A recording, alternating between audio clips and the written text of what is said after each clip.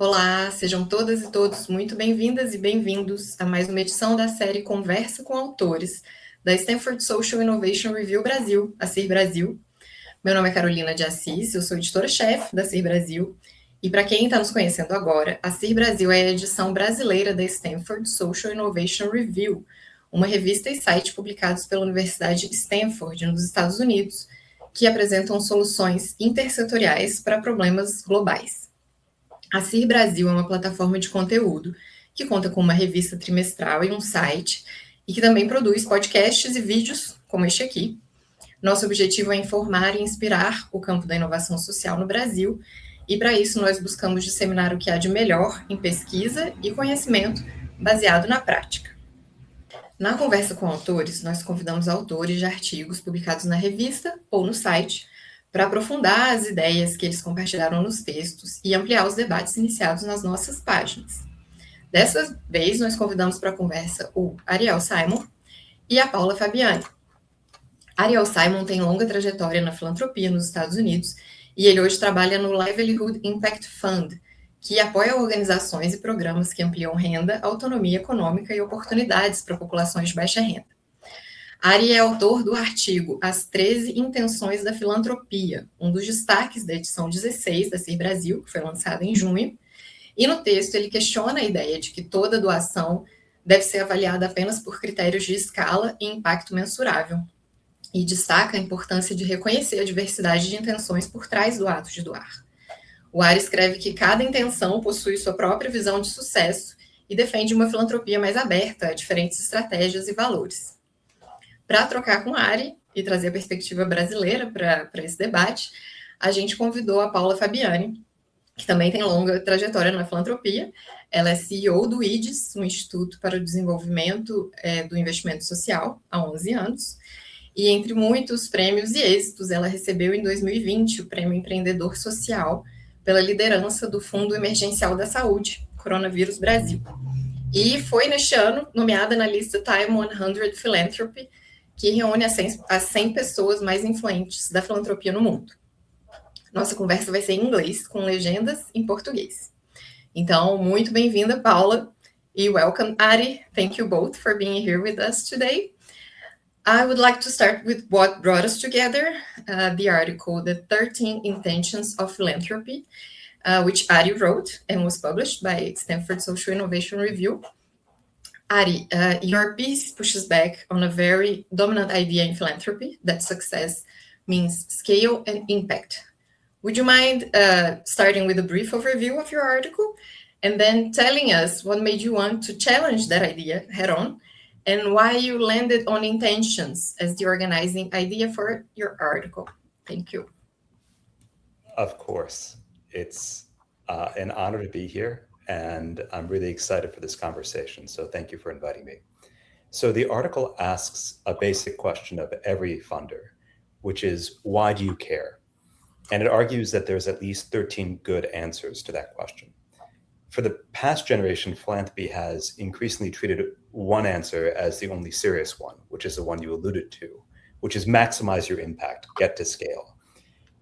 I think that's a monoculture, which is the notion embraced by some significant percentage of funders that there's only one right motivation for giving, and with it only one right way to give. But across centuries and across cultures, people have given for many reasons. They respond to crises, they honor great achievements or the memory of great people, they build community, they take stands, they share joy. I mapped 13 of these intentions. I think all of them are legitimate. All of them are associated with different tools and with different visions of success. And the argument is simple, which is there's no one right way to give. And philanthropy, to really make an impact, it needs the full range. So you asked what made me decide to challenge that head on. Part of it was a moment of awareness from a really awful moment that a friend experienced. A friend lost someone he loved to an act of violence. And when he came to me trying to think about what to do, he didn't ask how to maximize impact. He asked how to honor her memory and what she stood for. Now, by the standards of some portion of our field, that's not a serious philanthropic question. But I think that's exactly backwards. I've spent years in foundations, I know Paula has as well, and watched how executives and trustees give personally and generously in ways their organizations never would.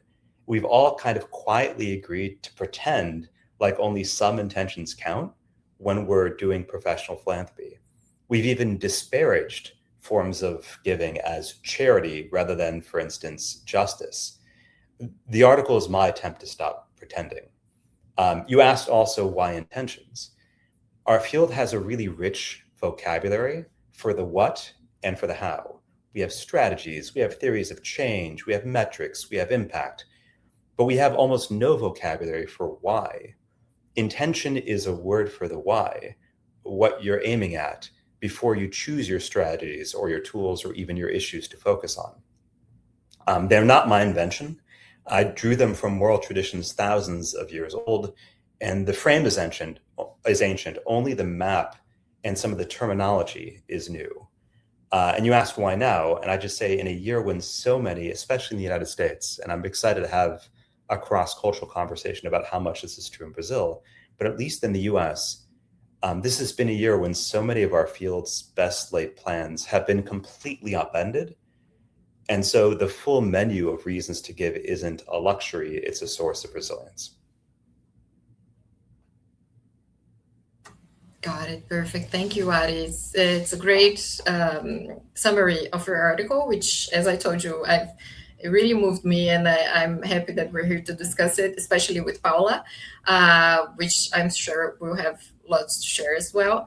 So, Paula, reading Aris' article, I would like to know what stood out to you the most. Like, was there something you immediately recognized in Brazilian philanthropy? Or was there something that made you think, no, here the logic works differently?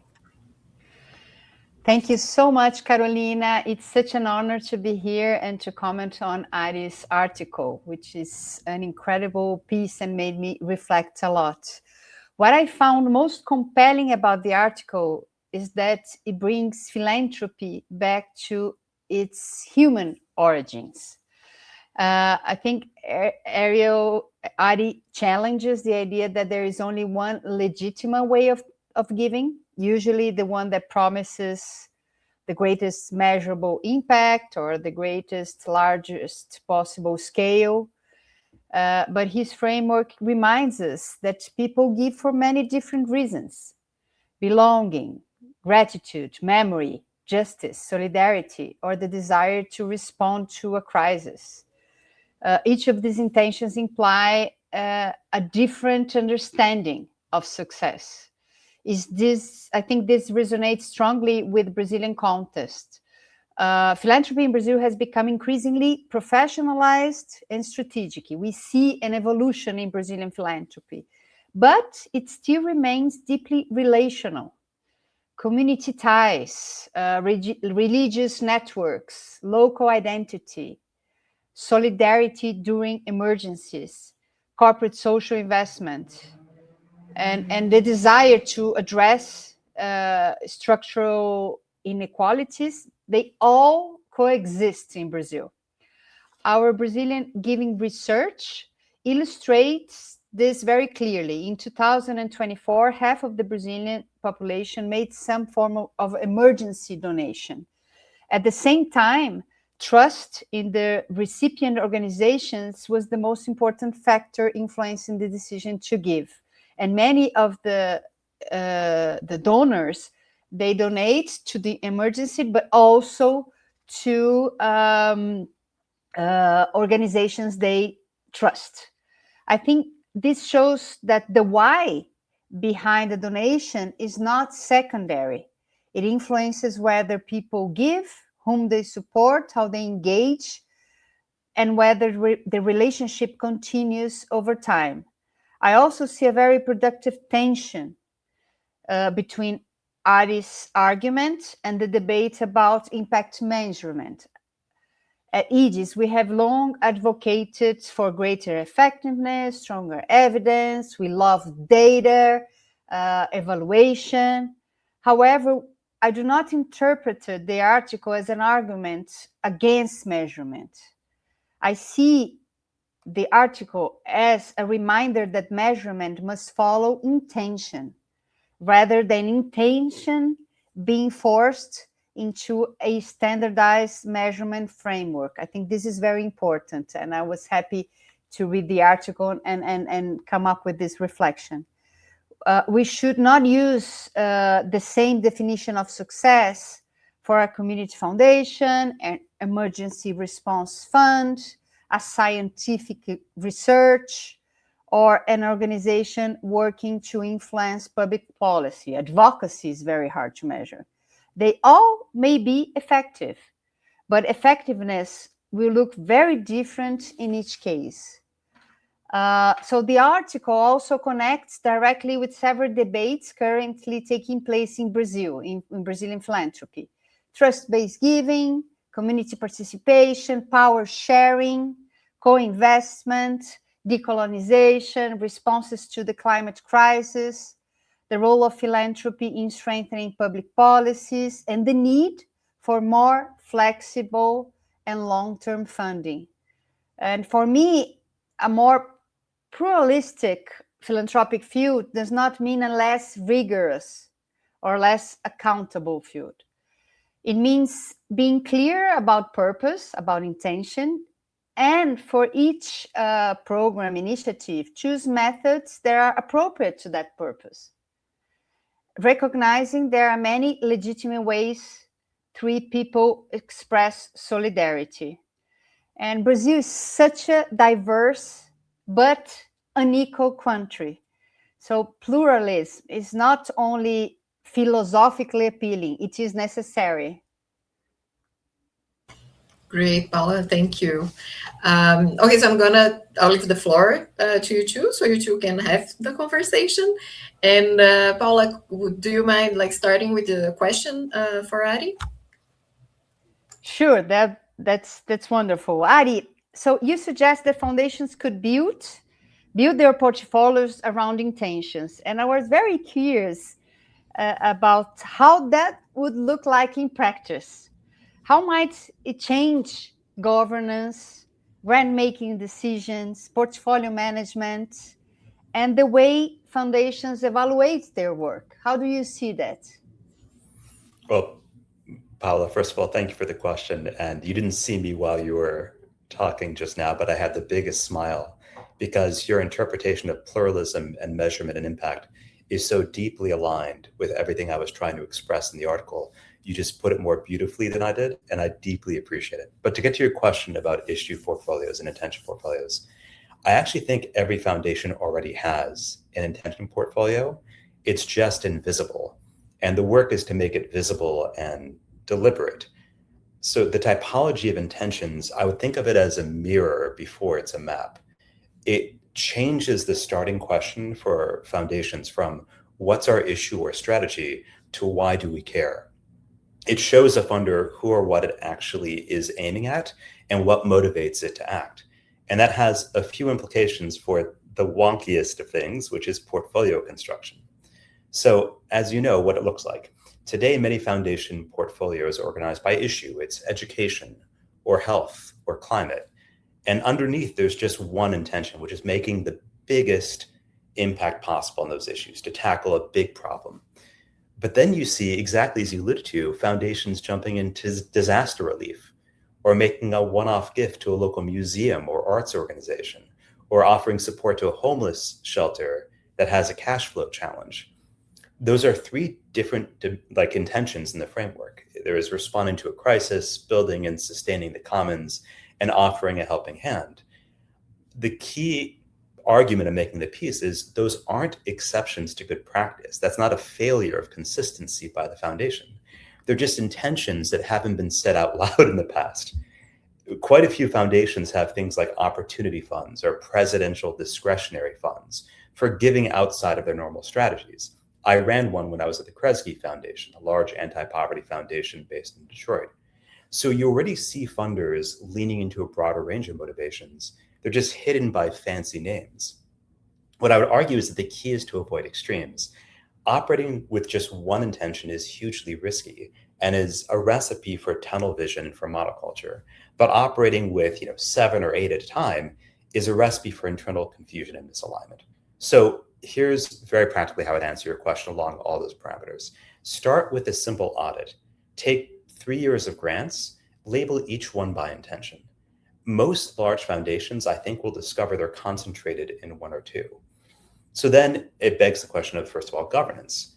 I think with governance, it creates a new starting point. So that conversation around intentions needs to start with funders or with the board. And I think this should be a regular, recurring conversation about what's motivating them as an organization to do this work, personally and collectively. How would they answer the question, why do you personally care and why do we care? The goal isn't consensus, it's to show that there's many different motivations at play. And as I mentioned earlier, executives and trustees often personally give in ways their institutions never would. That's not hypocritical, it's just evidence we know other intentions are legitimate. We just pretend like foundations aren't on the hook for them. In terms of grant making, I think it's strategies and tools. So each intention has its own best tool. A prize, for example, is wonderful for elevating values or showing what great looks like, but it tends to be less helpful for, sustaining the commons, like keeping a library open. The mistake, and this happens quite a bit, is reversing that process, saying we want to do a scholarship, or we want to create a prize, or we want to create a new fellowship program without having clarified the why. And that's when those tools start turning into hammers in search of nails. So clarifying intentions also helps with alignment when it comes to grant making. I've seen, and I'm sure you have too, Paula, over and over again, a foundation or charity enter K-12 education, for example, with the intention of building potential in a community, while program officers, the grant makers, are motivated by something different, like building power. Both, I have to be clear, are important, and both are valid. But if those motivations aren't discussed, you end up with a very different set of grants and grantees than a board might have intended. So that's on the grant making side. On the portfolio management, I think it creates more robust, well-rounded portfolios. It forces a healthy question, which is, are we overly concentrated in one or two intentions? And why aren't we giving towards any of the others? I think that can rebalance over time, like any other portfolio. And the basic insight is that when you put all your eggs in one basket, it's really susceptible to shocks. So I'll give you one example from the United States. For a very long time, the default theory in American philanthropy was philanthropy seeds and government scales. We call that the government handoff theory. And that theory has completely collapsed with the pullback of federal funding. And a huge part of America's nonprofit sector is now in crisis. So an intention portfolio is a hedge against exactly that kind of shock. And finally, evaluation, kind of where you started. I think in evaluation, leaning in with intentions helps you measure the right thing, exactly as you're alluding to earlier. One of the most common errors in philanthropy is judging one kind of giving by another kind's vision of success. And again, I'll give you an example from American philanthropic history. The Ford Foundation's support for the civil rights movement in the United States was about taking a stand and building the power of excluded groups. You could never quantitatively measure their share of the movement's success, but that's not the point. Today, there's a flyer from a segregationist group hanging in the Ford Foundation offices, and that flyer calls for white citizens to not buy Ford Corporation cars and trucks because of the foundation's success in supporting the civil rights movement. It's one of the purest examples of foundation impact I've ever seen, but if you were looking for quantitative measurement, you would have never guessed that that's how you'd find impact or prove impact. Overall, the point is that this is a way of seeing, not a new bureaucracy. 13 intentions are not 13 new programs. They're a menu of potential anchors around which you can align strategies and goals. Great, Ari. So I would like to know if you'd like to ask your question to Paula. And also, I was thinking that you can go ahead on your conversation, since I know you have many questions for each other. So feel free to go on with your questions, okay? Sounds good. Maybe I'll do the next one, Paula, and ask you something. My understanding is that IDIS has gathered a lot of data about giving, and you shared some of that earlier in your conversations. but it can be tough to get at the intentions that inspire giving. They can be unclear or unstated, as I just alluded to. So I'm curious to get your read from a Brazilian perspective. Of the 13 intentions, are there any that you see as particularly common in Brazil? And are there others that are less common? And in both cases, I'm curious why you think that is. Thank you, Ari. And you're right. I mean, some of the conversations we had to donors, many people in Brazil invest in education. And then you ask, okay, education, you can talk about early childhood, you can talk about school, fundamental school, and then also college. What do you mean by education? And then when you go deeper in this question, you touch on the intentions. What do you want to change? What do you want to transform in society? But we see that in Brazil, humanitarian intentions are very visible, because we have been facing lots of floods, droughts, fires, and emergencies. We have been really feeling the effects of climate change in Brazil. That we always have 3 or 4 disasters per year. So it's becoming not an emergency, but a recurrent aspect. So humanitarian is something that Brazilians are very worried about, and also companies, not only individual donors. But we also see communitarian intentions as important, especially through religious organizations, community foundations, which is not a very common model here in Brazil. We actually, at IDIS, we have a program called Transforming Territories, which is to really promote the model of community foundations, which I think it's really important for a large country as Brazil, and so unequal. But we also see social movements, local associations, and informal solidarity networks, especially around disaster and emergencies. At the same time, because Brazil has a tax system that favors corporations, we have a very favorable tax system for corporations to donate, but not to individuals in Brazil.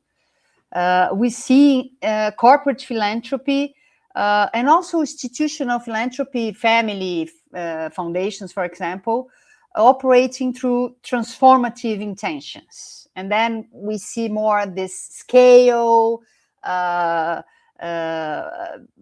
organizations seeking to address major challenges such as inequality, education, health, and more recently we have seen some movements around racial equity, gender, and Brazil is also a very important climate in terms of looking into climate change, because we have the Amazon region.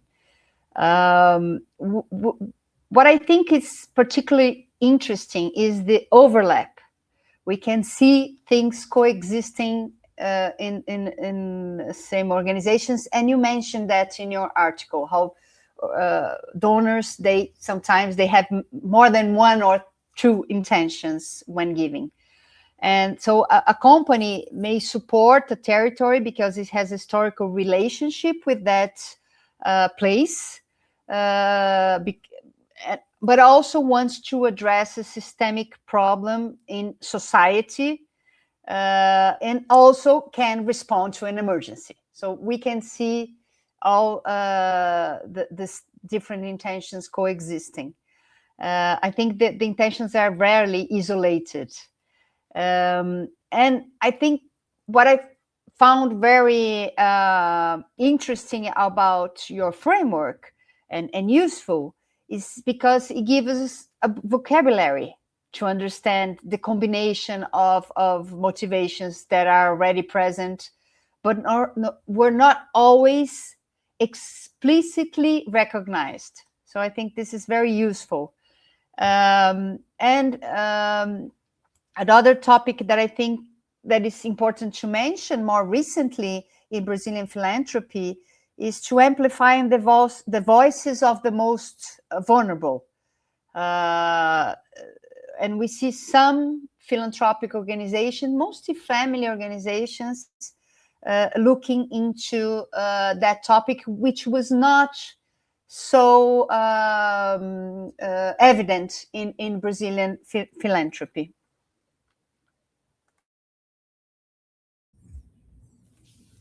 That's completely fascinating and parallels so much, Paula, of what I see and what has happened in American philanthropy. And I guess my one follow-up to that, if I may, is as different fields of philanthropy have emerged in the United States, and there are different terms of art they use. So whether it's about power sharing or effective altruism along kind of different parameters of philanthropy, we've seen sometimes a hardening, which is, and that's kind of part of what inspired me to write the piece, which is this unwillingness to credit those other ways of doing philanthropy with merit, to acknowledge that those are not just valid, but important ways of giving. And I'll give one very concrete example. Like if you talk to any effective altruists, and I put this in my piece, they love talking about malarial bed nets. So the bang per buck impact of that is, huge in terms of lives saved or whatever other metric you want to use. And I remember thinking when I was first told this, what do they think happens when a young girl walks to school and gets bitten by a mosquito? What hospital does she go to? What doctor does she see? What medication does she take? And who even developed these bed nets in the first place? And ultimately, do you fund or care about this young woman or not? And the truth is, and it's okay, in effective altruism, it's less about that one individual person. But there are many other donors out there and many other communities who desperately care about that young girl and care about having medical infrastructure to treat her and care about investing in bed nets so that more people can have them, but also that they're more effective. And at core, one thing that I fear has happened in American philanthropy is we've forgotten how interdependent various forms of giving are. That in order to have that success in terms of lives saved with bed nets, you need that infrastructure, that medical infrastructure and access to drugs and otherwise for the times when a mosquito slips through. And I'm curious if you're seeing a similar trend in Brazil. And this is why I think we're both talking so much about pluralism, which is this kind of hardening and a lack of willingness to credit other ways of giving, not just with importance, but with validity sometimes. So I think Brazilian philanthropy is still evolving. We haven't, so when you mention the monoculture of scale and measurement and evaluation, we haven't got to that point. Actually, we have Brazil is still very plural in terms of philanthropic activity. And I don't think that there is how can I say, there's not a tension still in Brazil. We haven't got to the debate around the discussion, the tension between measuring and intentions of your philanthropy in terms of, because I do believe I'm a pro measurement person, I'm a pro evaluation person, I'm certifying and social impact evaluation, the SRY, social return on investment, the social return on investment methodology. But what I do believe is that anything you do, regardless of your intention of why you do it, because the why is very important when you do it. The clarity of the why is what is going to drive the effectiveness. Is that everything that you do you can measure something, because you need to measure if you're progressing, if you're moving towards your goal. And I mentioned in the beginning of our conversation, advocacy. It's very hard, and I work with advocacy. I've been advocating for a better regulatory environment for philanthropy in Brazil, and that's very hard to measure if you're advancing or not.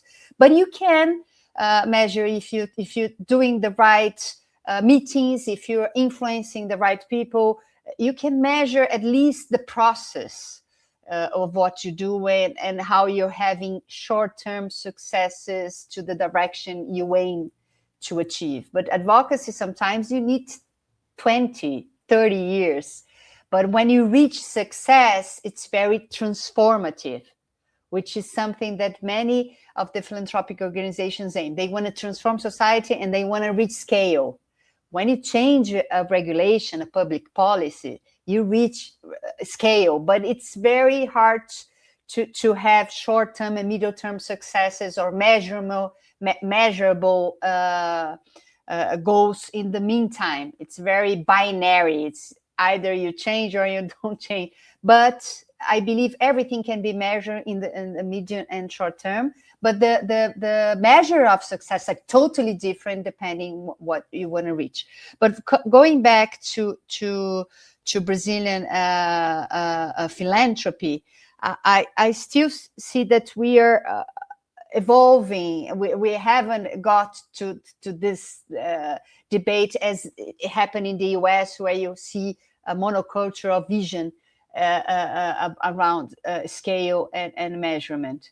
But I see, and we have been trying to promote that evaluation is very important, because I do believe it's important to look what you're doing in a very critical way, to think, okay, should I do things different? Am I just not moving to the direction I had the intention to?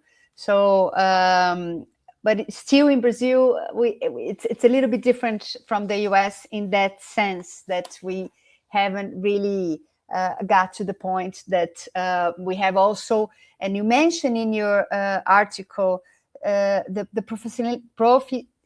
professionalization of the sector. The more we become technical about things, the more we put some rigor that tends to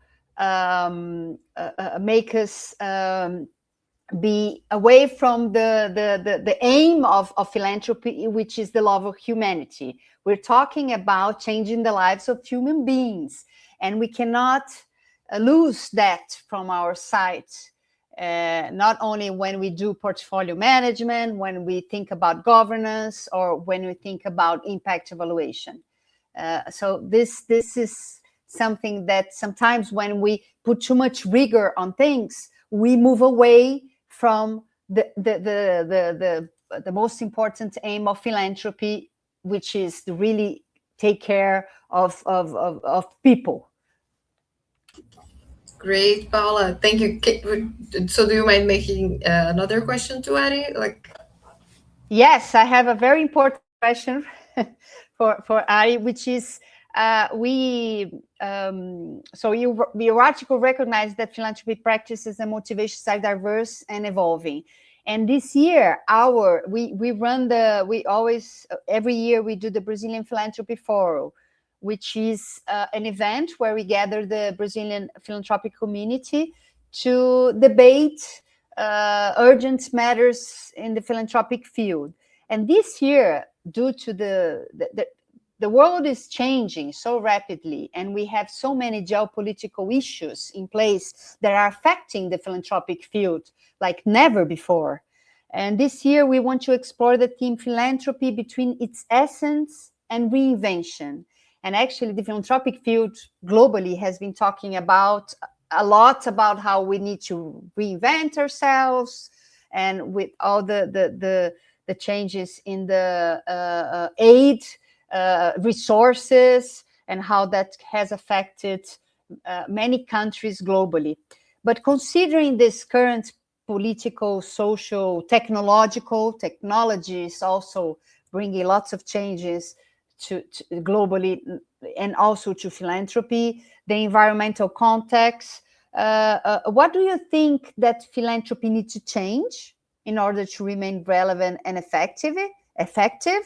And what elements of its essence should be considered non-negotiable? What should we keep?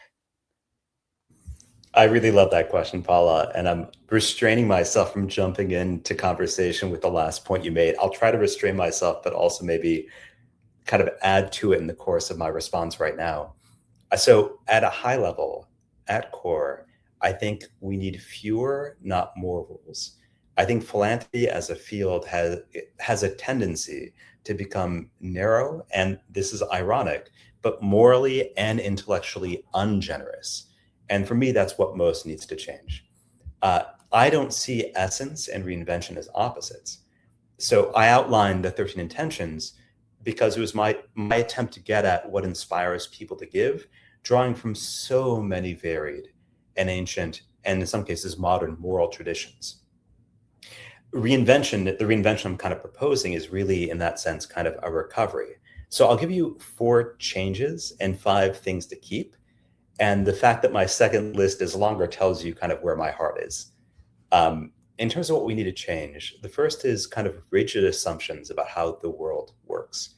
There's an expression in Yiddish I mentioned in the piece, der Mensch tracht und Gott lacht. Man plans and God laughs. This past year, philanthropy planned and the world laughed.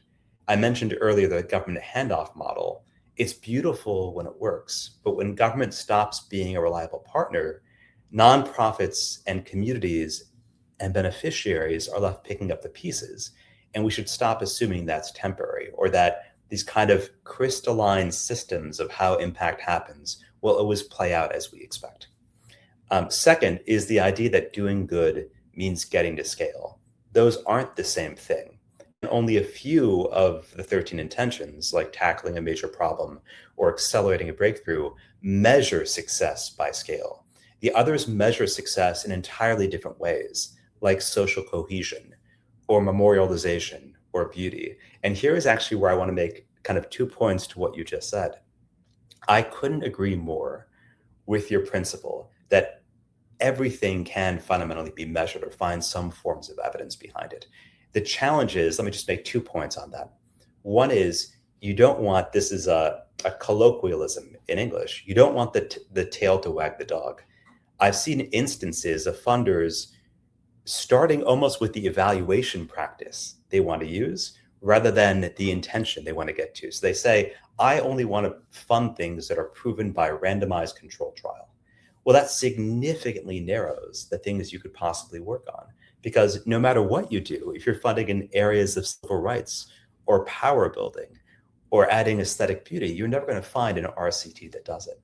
And that's kind of my second point too, which is when you start with intentions, I'm not saying you shouldn't be rigorous, quite the opposite. And Paula, I so agree with your point here. But the point is, there are better and worse ways to, for example, do power building. There are better and worse ways to set up a scholarship or a fellowship. And you should measure that and be rigorous about it. But what you shouldn't do is import some gold standard theoretical point of evidence that is contextual and lob it onto creating a fellowship. Like, what is the point of an RCT if you're trying to build museums or add aesthetic beauty to a place, right? It's the wrong tool for the wrong problem. Okay, I'm going to keep going. Third, I think we need to change our interpersonal generosity without pluralism. And I think our field has this tendency, because everyone's so passionate, we can turn into moral scolds very, very quickly. I don't think it's a good look, and I think it hasn't worked. And finally, as I mentioned, our echo chambers. Our professional norms pretend that only one intention is legitimate, or maybe only a handful. But in our personal giving, we act on all the others. We give back, we strengthen community, we share joy, we offer a helping hand. And I think it's important to take that broader view. Okay, so 5 things that should endure. One is the question. I think every funder should be able to answer, why do you care? The what and the how stay open for debate, frankly, the field is richer for the debate. But it's not just a matter of like strategic discipline or the like. When you're going into communities or working with populations you're trying to support, having a good answer to the question, why do you care, is fundamental for credibility and trust. Otherwise, like, how should they believe your motives? How would they know why you're coming in and doing these things? It's important to lead with the heart, both because it gives you discipline, but also because it makes connections with those you're seeking to support. Second, humility. I love the philosopher Reinhold Niebuhr, and he has an advice that, like, you should accept that your vision of what is right may not be the right one and adjust. And that's the hardest thing for people with strong convictions, which means us. Third, the helping hand. I think it's one of the 13 intentions and one of the most deeply intuitive. It's the impulse to give to somebody who is asking you for support in person. It's how most people practice and understand philanthropy. And it's what I think public support for our whole sector is based on. And when the sector is attacked, we don't defend ourselves with systems theory. We defend ourselves with neighbors and meals and shelter and care. We should never treat that as second-class giving or look down on it in charity. I'm going to stop there. That's a whole bunch and a whole handful, but I hope that kind of gives you a sense of how I'm thinking about the question. And honestly, Paula, I kind of want to turn the question back on you and ask you what you think should endure and what should change.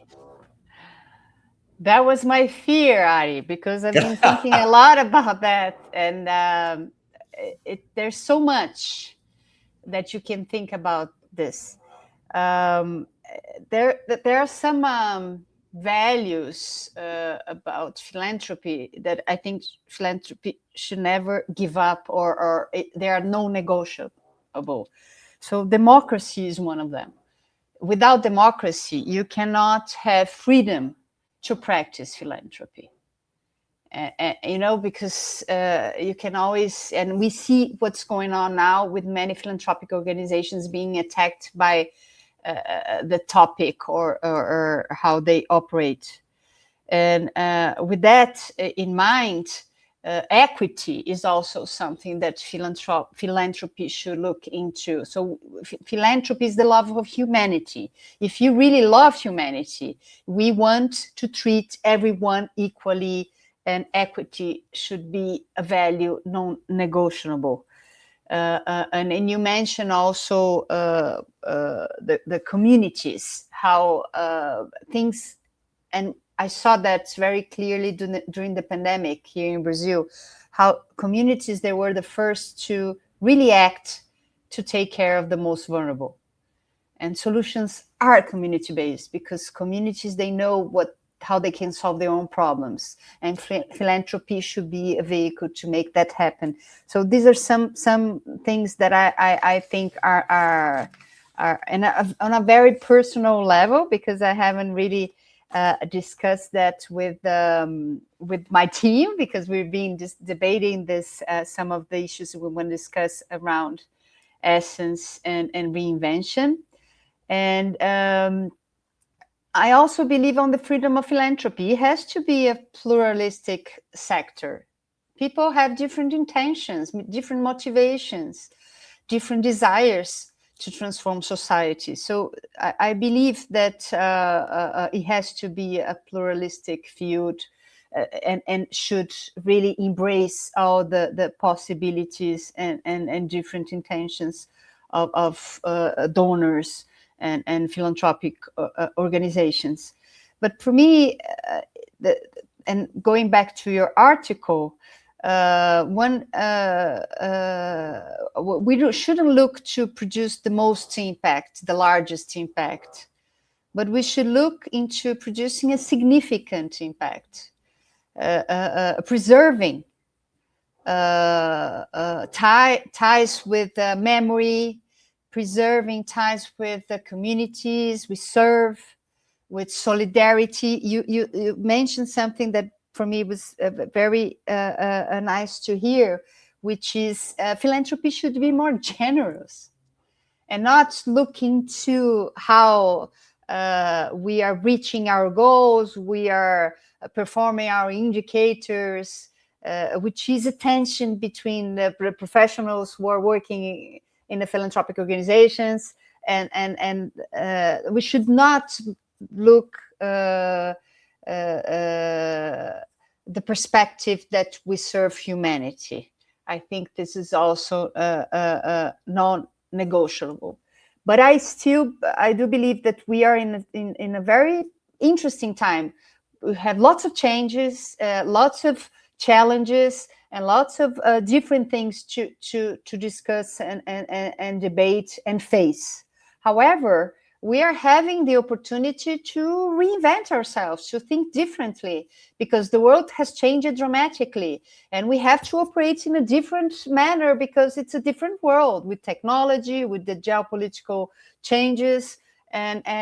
So I think it's a very rare opportunity, because when things are moving well, when things are we're producing what we wanted to produce, we don't reevaluate what we are doing, how we're doing. And this is a time where we have the chance to really rethink and maybe come up with new solutions that can bring this essence of generosity back into the practice of philanthropy. So I'm still building my views around that topic, to bring something more concrete to the Brazilian Philanthropy Forum. But thank you for asking. This was great. I was going to say it's a great warm-up to the forum. And I'm so sorry we're running out of time, because I know we could just stay here for another couple of hours talking, and it's been great listening, like hearing both of you. And so to wrap up, I would like to ask each of you, what's one thing from this conversation that you're taking back to your own practice, to your day-to-day work, and also something you wish more people in philanthropy did? And if you could leave us with one final thought, what would it be? So maybe, I don't know, which one would like to start? I would leave it to Ari. I'm happy to do it. I want to build off of Paula's point, and I think it answers your question in two ways, Carolina, both in terms of what I take back and what I want to leave people with, which is what's critical not to lose is our ambition as a field, our generosity and our ambition. The pluralism we've been discussing does not mean lower aims, and it doesn't mean an absence of values. It means the exact opposite. It means retaining extremely high aims and deep commitment to values, but also being aware that other people may have other ones, and that we operate in a space where people are in various different ways demonstrating generosity driven by different motivations. And so the one injunction and thing I'd plead is for more solidarity within the field, including very different types of giving that look very different from what we do, and also less scolding. And in the midst of all that, to continue holding ourselves to a very high level of achievement. Again, the injunction isn't to not have debates. It's actually critical for us to have debates about the best way of building power, and the best way of doing advocacy, and the best way of demonstrating impact on a health intervention. But it's also to recognize that our field is richer because of the varied reasons why people come into it, and the impulses that draw them to give, for example, during disaster. Those aren't folks to convert to some other way. Our goal should be to extend that form of giving and have it manifest in different ways throughout the field, building on the kind of beautiful impulse, the love of humanity that drove them to do it in the first place. Maybe I should have gone first. Anyway, I think the different intentions, they require different understanding of success. We talked a lot about that. And that's really, I'm bringing that with more intention than ever before. I think measurement, impact evaluation should follow purpose, should follow intention, and not the other way around. I think this is something that we discussed and I'm bringing with me, and will disseminate the message. But the thing that we didn't talk that much, but Ari brought a point in his, when he talked about essence and reinvention of philanthropy, which is humility. Oh my God. Humility. Humility, you got it. You got it the first time. Yeah, sorry. Humility. I think humility is key for us to collaborate. If we're not humble, if we don't practice humility, we'll not be able to collaborate, and the challenges we face currently are too big for us not to work together. And the only way philanthropy can really make a difference is that if we unite forces and we work together towards finding the solutions and implementing the solutions to the current challenges that the world is facing. So I think this is also something that I'll bring back with me and disseminate this message in the Brazilian Philanthropy Forum, maybe, and in other spaces. And thank you so much, Carolina, and Stand for Social Innovation Review, the Brazilian edition, because it's really important for us to have such debates and really make people think about intentions Oh, and Paula, how we can change our practices to really reach more effectiveness, but in a very, very human way, and not only thinking about the rigor and scale. Yes, thank you, Paula. Thank you, Ari. It's been so inspiring to listen to both of you. I mean, I love these debates as well, Paula, and I'm so happy that we get to have like the two of you, because I knew this would be an amazing conversation. So thank you, Ari, for joining us today. Now I'm going to switch to Portuguese. Thank you. Obrigada, Paula. Muito obrigada, enfim, por estar aqui conosco e pela parceria com a SSIR Brasil. A gente também, né, sabe a importância do trabalho do IDIS, fica muito feliz de poder trocar com você e com vocês. Obrigada a você por assistir, quem está aqui com a gente sempre espera que as ideias que a gente debate aqui no Conversa com Autores impulsionem muitas transformações positivas no campo da inovação social no Brasil e inspirem muitas pessoas. Não deixe de acompanhar a SSIR Brasil no LinkedIn e no Instagram e no nosso site sir.com.br.